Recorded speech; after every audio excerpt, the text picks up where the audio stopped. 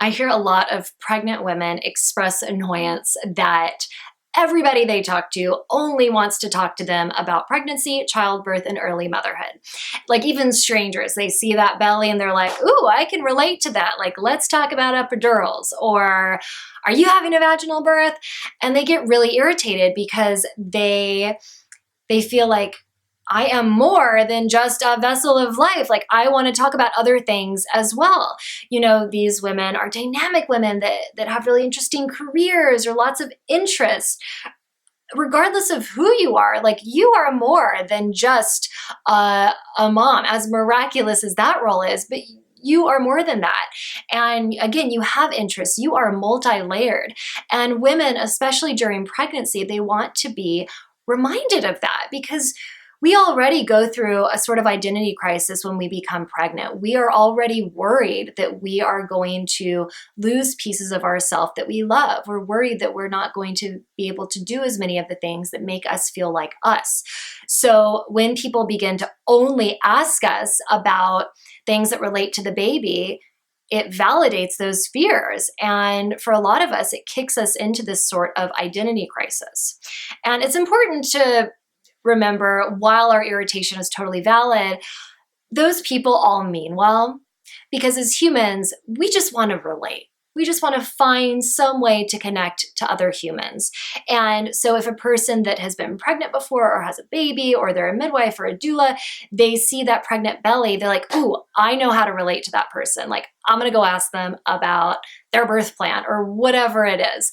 So to number one, realize that I'm sure all of those people recognize that you are more than just a pregnant woman, but that's just the topic that they know to talk to you about. So we're forgiving those people, but there are ways to get out of always talking about pregnancy, childbirth, and early motherhood.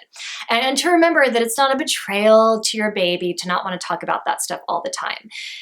You are still dynamic and interesting, and you deserve to talk about those things. So if somebody comes up to you and they start asking you about, you know, if you're doing the perineal tissue massage or something really personal like that, you can figure out ways to segue the conversation, like, oh yeah, you know, I'm doing that, but oh gosh, you know, something big that's coming up is like, I'm really worried how motherhood is going to impact my career.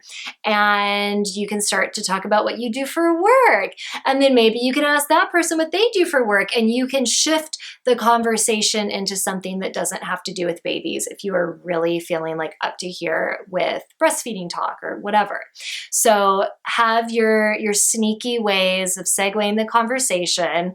And if you've really had it, you can also politely say, oh my gosh, you know what? I've just had like such a day. I just can't think about baby stuff anymore. Can we talk about something else? It can be as simple as that. And beyond the conversation aspect of this issue, it's also really important for you to continue to remember and connect to your multiple layers and the things that make you feel like you. So you can do things like, you know, taking a class about something you're passionate about, or spending more time with, you know, colleagues that have way more interest in talking about the different fascinating aspects of the work that you all share than your belly. And then when you actually have the baby, it can be really amazing to schedule times to be you. So for example, you can have your mom come over for an hour every other day to watch the baby while you paint, or you go play tennis, or you do whatever it is that reminds you that you are not just a vessel of life and a vessel for breast milk or for care. And again, this does not mean that you don't adore your baby and have all that unconditional love, but it just means that you remember that you are still you.